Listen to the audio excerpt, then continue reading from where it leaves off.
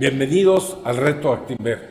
Ya estamos dando el primer paso para introducirnos en el fascinante mundo del mercado bursátil. El mundo donde concurren demandantes y oferentes de valores, unos para financiar a sus empresas, otros para invertir sus valores. Mi nombre es Fernando Obregón. Llevo 50 años trabajando en el medio bursátil. Me gustaría platicarles el origen de la Bolsa de Valores. Fue en 1894 cuando nace la Bolsa de Valores. Llevamos 120 años en el medio buscando apoyar a los inversionistas y a las empresas. Les presento una imagen de la Bolsa de Valores de hace 120 años con los primeros agentes de bolsa. Todos eran personas físicas, no existían casas de bolsa. Las casas de bolsa existen a partir de la ley del mercado de valores. A finales de los años 50, principio de los años 60, se inaugura un gran edificio de la Bolsa de Valores ubicado en la calle de Uruguay 68. A mis espaldas están las pizarras de la Bolsa de Valores. En ese tiempo operaban más de 350 emisoras en la Bolsa de Valores en valores de renta variable. Todas las operaciones se tenían que realizar a mano y el control administrativo también era llevado a mano. No había las grandes computadoras. Fue hasta finales de los 60 que nacen las primeras computadoras en el medio bursátil. El primer control vía electrónica. Los tableros lucían así. Se señalaba todo a mano. Todo era con un gis. Todo se podía perder en cualquier momento. Pero todas las operaciones siempre se realizaron con la palabra dictum meum pactum. Mi palabra es mi contrato. Las pizarras de cotizaciones eran estas precisamente. En estas pizarras de cotizaciones, en esta parte se ponía el nombre de la emisora, la parte de abajo, la parte de arriba, el número de acciones que se estaban ofreciendo o vendiendo o intentando vender. En esta parte, la parte inferior, se ponía el número de acciones que estaban dispuestos a comprarse y precio y volumen. Y las operaciones cerradas, ya operadas, se ponían en la parte de abajo. Aquí tenemos el ejemplo: 300 acciones a 62, 300 más a 62, 1000 a 61. Estas son las pizarras del edificio de Uruguay 68.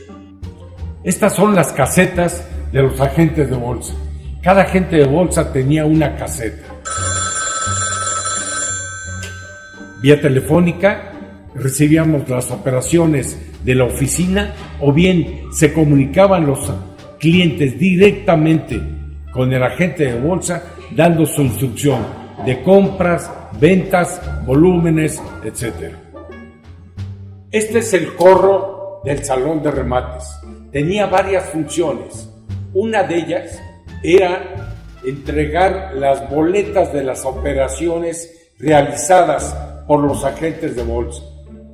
Otra era recurrir a un micrófono y hacer operaciones cruzadas. Operaciones cruzadas eran cuando una persona un agente de bolsa tenía compradores y vendedores a un mismo precio. A través del micrófono decía orden cruzada, se danese.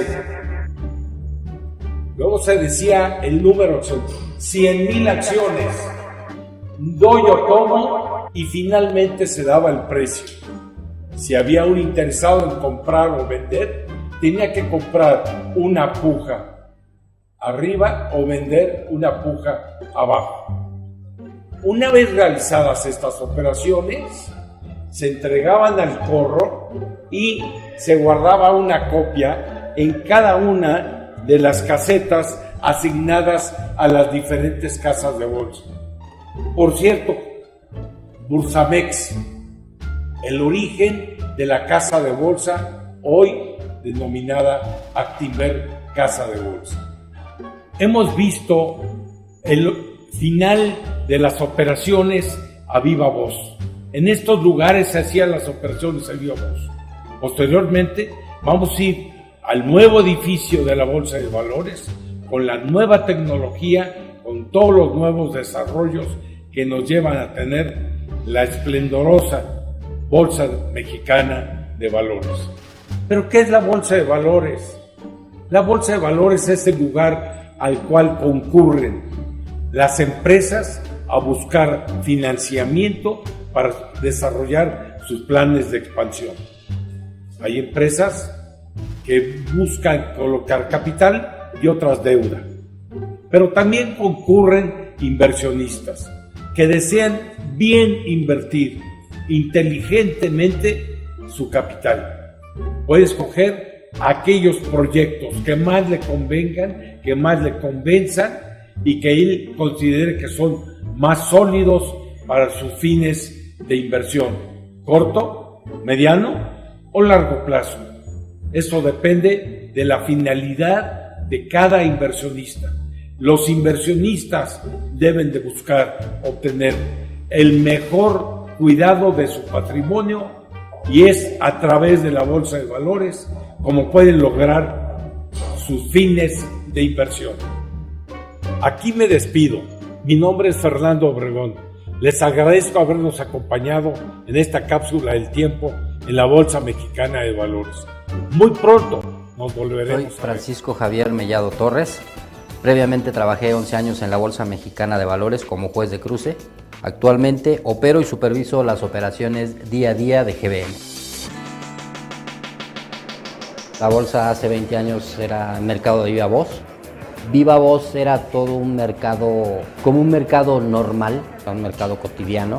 Se gritaban las acciones, entonces salía un comprador, salía un vendedor y pues se arreglaban en el precio. Cemex, Cemex, Cemex. Y en eso alguien me respondía, ¿qué haces en Cemex? Compro, ¿cuántas? O sea, tal precio, te pago 100,000 a 12 pesos, por ejemplo.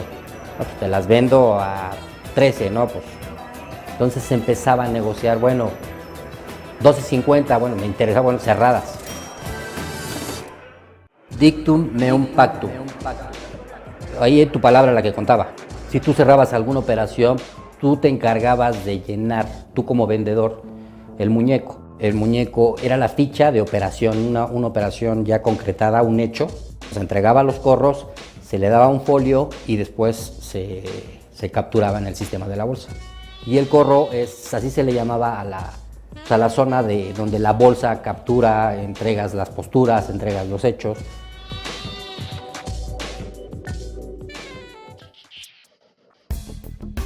El remate empezaba a las 9 de la mañana y cerraba a la 1 de la tarde. Y tenías que ir forzosamente de corbata y saco. No podías quitarte el saco en ningún momento. Si no llevabas saco, no entrabas.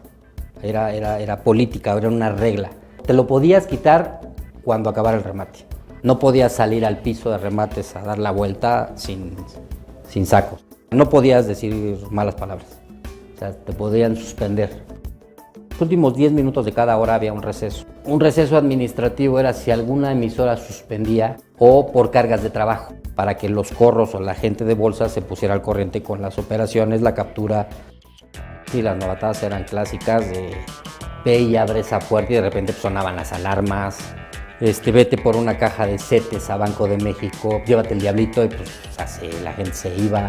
O de una caseta a otra, que eran de las casas de bolsa, les hacían exámenes médicos a los de nuevo ingreso, a los ayudantes, entonces pues los ponían a darse a correr en todo el piso de remates y todo el mundo estaba botado de la risa. Aunque en Nueva York todavía se opera a viva voz, y aquí se eliminó esa modalidad, la gente que ya tenía años en el medio, sí, o sea, muchos dijeron, no, yo no me voy a sentar a operar en una máquina después de estar operando 30 años o 40 años de viva voz, después de utilizar GISES, llevar cuentas en la memoria ir sumando volúmenes, poniendo máximos, cambiando mínimos, y todo era a través de borrador y pizarrón. Y ahorita ya no tienes contacto con ningún operador, ninguna casa, o sea, todo es a través de la máquina. Más fácil, más rápido. El récord de operaciones de viva voz, me parece que fue de 8,000, 9,000 acciones, que es algo que a veces aquí a las 11 de la mañana, 10 de la mañana ya las llevas, ¿no? Ahorita puedes operar 200 operaciones si quieres en un minuto, lo que antes en un minuto hacías una, ¿no? En lo que llenabas el muñeco, pasabas la operación o hacías dos. Se fueron incorporando poco a poco. Se comenzaron Cemex y después se implementó Telmex, que era de las más fuertes, entonces para ver si el sistema tenía la capacidad, y era parte viva voz y parte electrónico. La última operación que se hizo ahí fue el operador más viejo y el operador más nuevo. Fue mucha gente que ya no estaba en el medio, muchos que ya estaban hasta jubilados. Si no me recuerdo, estuvo Carlos Slim, Alfredo Harp, Roberto Hernández. Era un cambio muy significativo y era para mejorar, y pues sí, ¿no? O sea, incrementó mucho la operación, comida. Fue un viernes al cierre. Ese fue el último día que estuve en el piso de remates.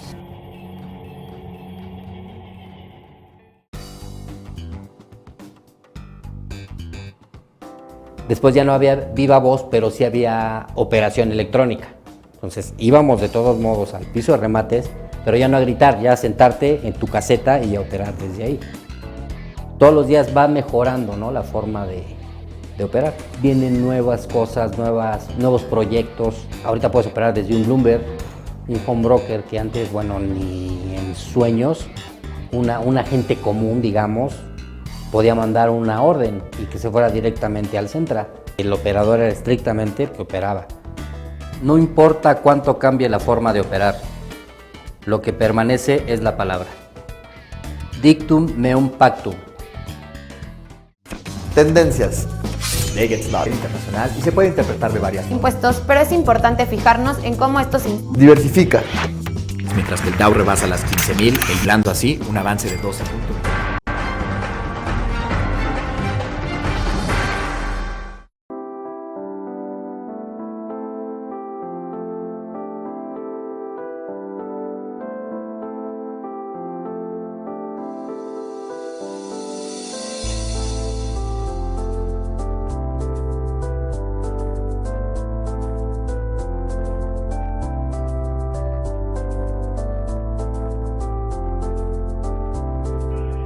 Aquí están las pizarras de la Bolsa Mexicana de Valores.